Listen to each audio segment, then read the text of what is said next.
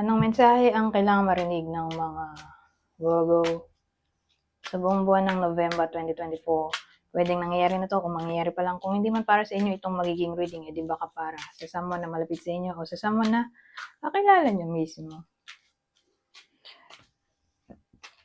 Baka may lumabas na gender mamaya, gawin nyo na lang energy, masculine at feminine energy. Pwede rin naman na huwag nyo nang pansinin yung gender. Hindi ko alam kung anong magiging reading, kung positive ba o negative. Depende sa kung anong mapipick up ko ang energy.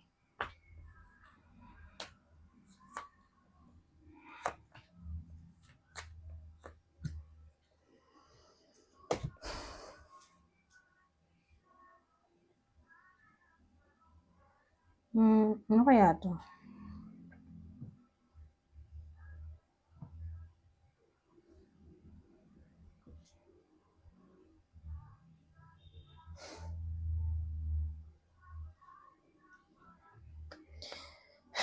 So, ang dating sa akin, iniisip ko kung relationship ba to o separation, reading o single.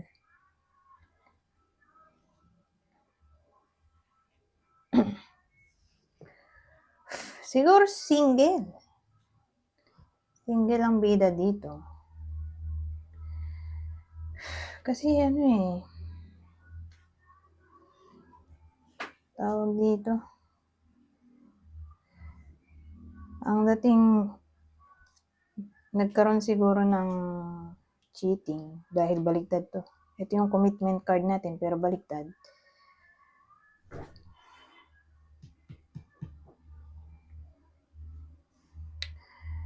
Ito naman,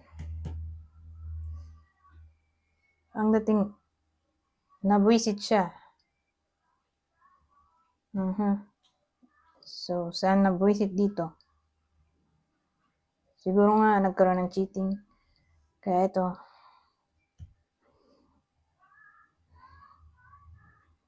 parang ang dating may mild dissatisfaction yung iba sa inyo. Pero ito, matagal na siguro silang break. Kasi mild dissatisfaction na lang to eh. Pero kung ito dito, siguro matindi pa rin yung stress. Dama pa rin. Pero ito, ang dating sa akin, nasa process na ng moving on. Pero, siyempre, hindi naman madaling mag-move on. Kaya, somehow,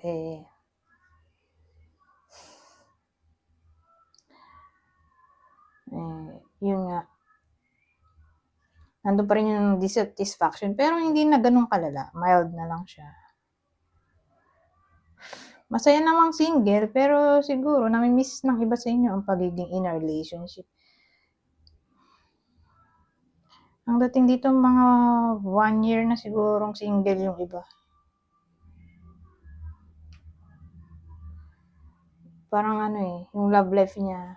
Although masaya naman, pero nami-miss ng iba sa inyo yung feeling na in a relationship. Pero again, single yung bida dito.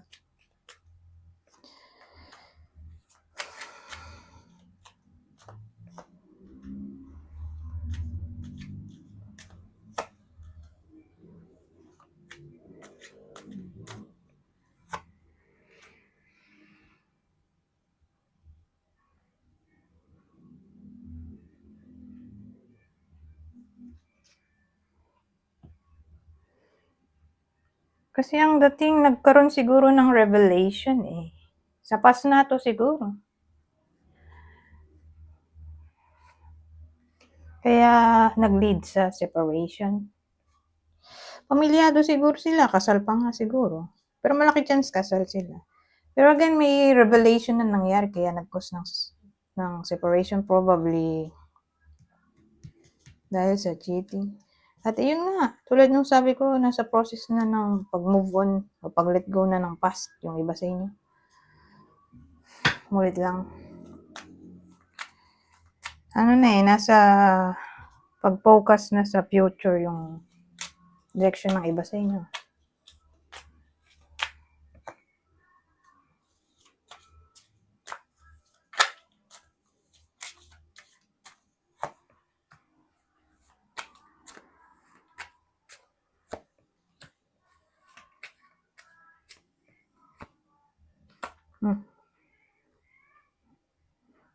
Naging dalawa. Ano kaya natin?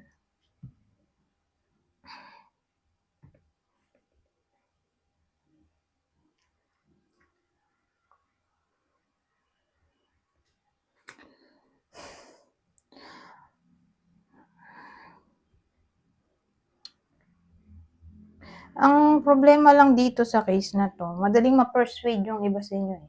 Madaling mauto ba? Na para bang sabihin natin ganito, bili ka sa akin ng ganitong product, siguradong gaganda ka, ganyan-ganyan, gamitin mo to, ganon-ganon. So yun, naubos yung pera nila, kakabili ng mga kung ano-ano.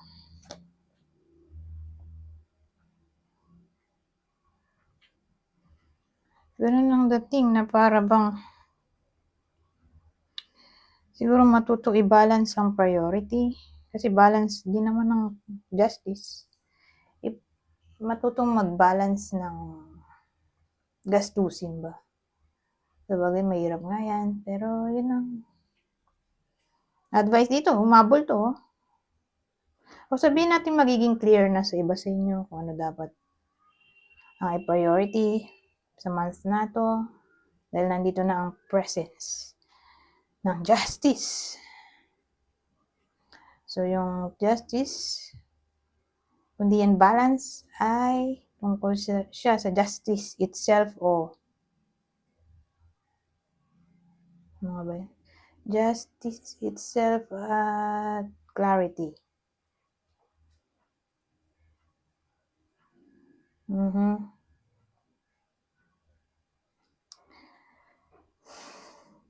Pero sabihin din naman natin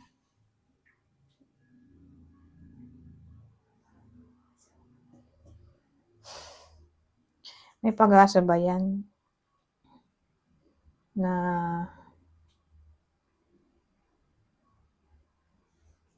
magkapera?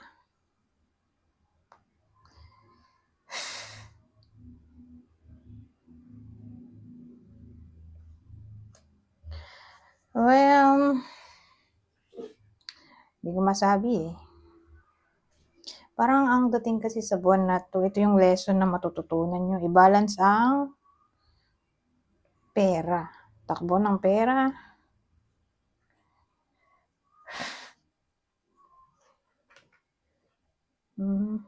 Pero tingin ko naman eh,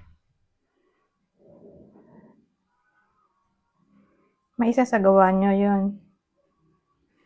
Makapagtabi ng pera sa bank o sa ipunan sa alikansya. Basta magkaroon ng clear mind, di ba? Sa kung ano dapat ang i-priority. But anyways,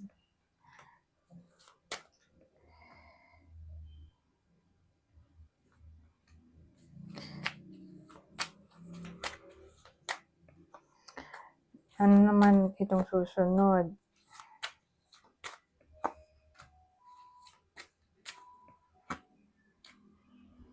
Oh, akala ng iba hopeless na tong connection na to. May pag-asa pa, mabubuhay pa ang connection.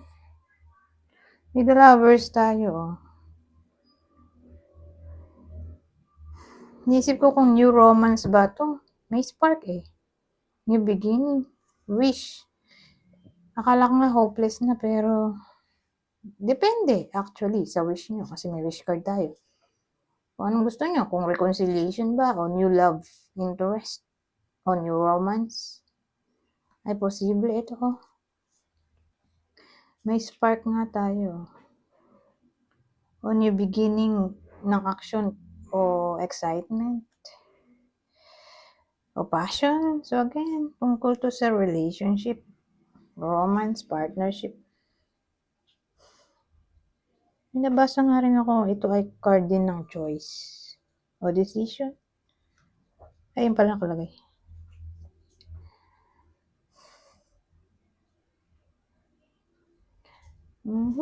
So again, depende sa inyo kasi general reading naman to.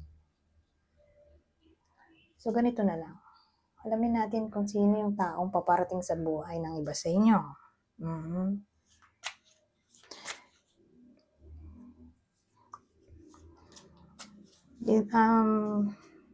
Ano itsura, di ba?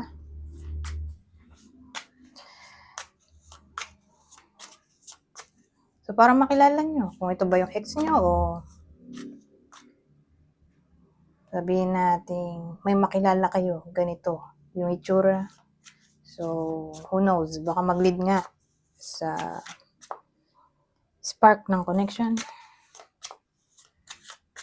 So, ito na, ito ang clue. So, yung someone ay pwedeng plus size, bland. So, kunin nyo lang yung info na sa tingin nyo ay fit sa sitwasyon o sa kakilala nyo o sa person nyo mismo. Well, actually, pwede rin naman itong vice versa. Pwedeng kayo pala itong dinidescribe dito.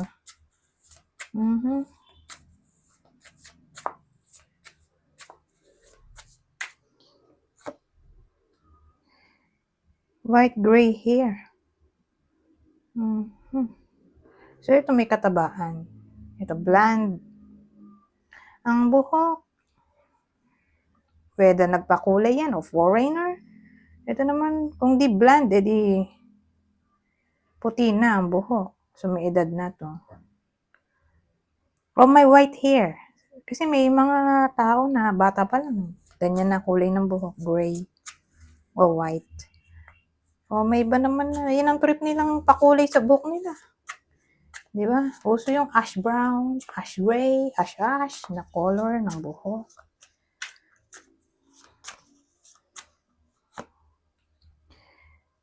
Nicely dressed. Maganda raw manamit, oh.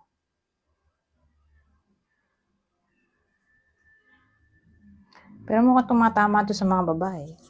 So, baka di makarelate yung iba na lalaki. Tingnan natin. Magdadagdag pa ako. 4 ulit. So, again, kung dito tumama sa person nyo, kung ex, dito yung new love interest, o ito yung description nyo, albino. Sobrang puti naman ito. So, younger than you. So, someone na mas bata daw sa iba sa inyo. Matangkad.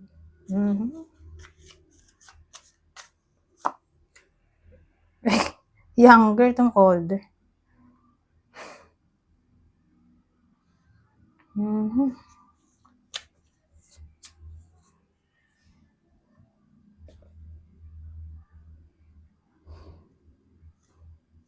So, case-to-case basis. Ano naman to eh?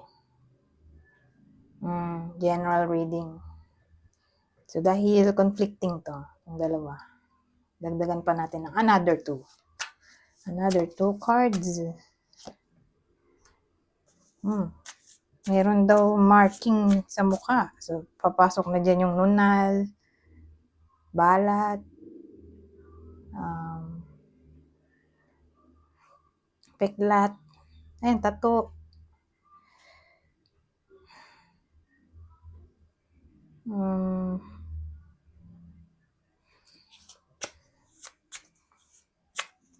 Basta may something sa mukha niya na mapapansin agad. Tulad niyan, piercing, may butas sa ilong, may hikaw, ganun. O skin condition siguro. Blue eyes. So, either foreigner to, So, ito ay contact lens.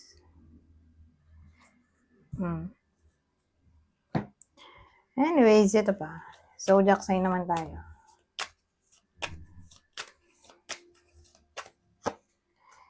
Aquarius, Leo. So, ito. Ano pang mensahe dito? Babasahin ko na lang to. Advice o extra message. Divine timing. Everything has a higher purpose. Communicate, receive, and express the truth. Embrace. Find peace with your current state of being. Magdagan pa natin ng dalawa para lubas-lubasin na. Patience. Manifestations are on the way. At ang huli, leap of faith. Taking a risks. Stepping into the beauty of the unknown. Anyways, hanggang dito na lang. Goodbye. For now.